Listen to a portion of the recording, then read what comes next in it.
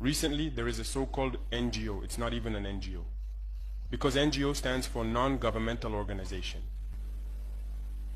They are not non-governmental because they are funded by a federal budget, by a state. This so-called NGO produces reports claiming that the FDS and the VDP commit abuses. It went in here, it came out there. It's to tarnish your morale. It's to scare you, to prevent you from being able to fight. No. Moreover, we are going to file a complaint against this NGO because people need to understand something. What is happening to us here? It's true that they have manipulated part of our populations in the Sahel here, but they didn't have that kind of weaponry. What brought such significant weaponry into their ranks? It's Libya. Who destroyed Libya? It's this NGO, the same NGO that made false reports and gave them to those who wanted to create a rebellion so that people would intervene and overthrow Gaddafi. And the powder keg ended up being poured into the Sahel. These millions of lives that have been taken in the Sahel, we must file a complaint against this NGO because it is responsible for these false reports it made to support this thesis of attacking Libya. They have no moral lessons to give us. Look at the world. Let them go defend human rights all over the world first before coming here. We are fortunate to have similar situations in this world. You voluntarily committed yourselves. There are countries where people are forcibly taken, killed. You leave or you die. Others, even while trying to flee, end up dying. They don't talk about human rights because these people see us as subhumans. They see us as slaves. That's how it is in their minds. They have never changed their mindset, but it's up to us to show them that we are not slaves and we will never accept this state of affairs. It should not affect your morale. In the history of the world, there have been wars. And during the Second World War, people organized themselves to defend all over the place. But there is a country that could not defend itself, which had to come and take our ancestors to go defend them. And today that same country wants to give us lessons.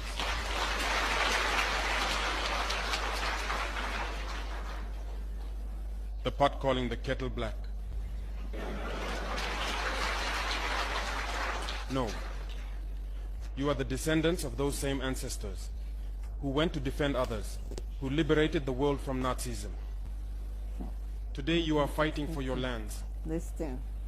These same individuals dare to create terms to tarnish you. We oppose this. We will never agree. Continue to defend your lands. It was Gaddafi. It was Gaddafi who was fighting for an independent Africa. Gaddafi, the motherfucker who you killed. Gaddafi was one of the greatest Pan-Africans that existed. The greatest. I don't say that in defense of Gaddafi because I have issues with Gaddafi. But looking at Gaddafi's history, half of you motherfuckers know nothing about Gaddafi or the war that you sanctioned in Libya. In 1951, Libya was ranked at the bottom of the Human Development Index chart. Libya was therefore ranked as the poorest country on earth.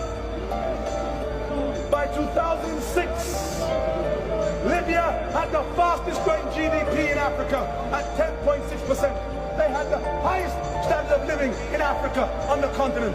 I was in Libya during the war. In Libya during the war. People driving brand new cars, living comfortably, women's rights.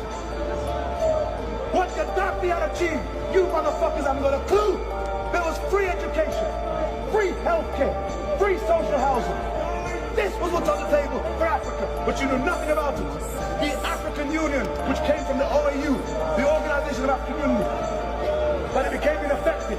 It was Gaddafi who was fighting for an African Union, for a United States of Africa. He wanted a unified Africa. He wanted a common monetary system, banking system, a judiciary for Africa and an African military. It was Gaddafi who brought that into existence. The African Union, the union, the meeting that brought the AU into existence. Where was it? It was in Libya. It's known as the Sirte Declaration of the 9th of September, 1999, signed in the birthplace of Gaddafi. Gaddafi bankrolled the African Union. That is why, when the Americans went to the African Union to get clearance to invade Libya or to bomb Libya or to impose a no-fly zone on Libya, the African Union said no in fucking Goldman Sachs. That's the reality.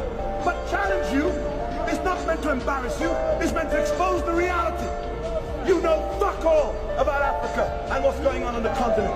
You know fuck all about AFRICOM and the expansion of America's US bases into 35 states in Africa. You know fuck all about the African Union.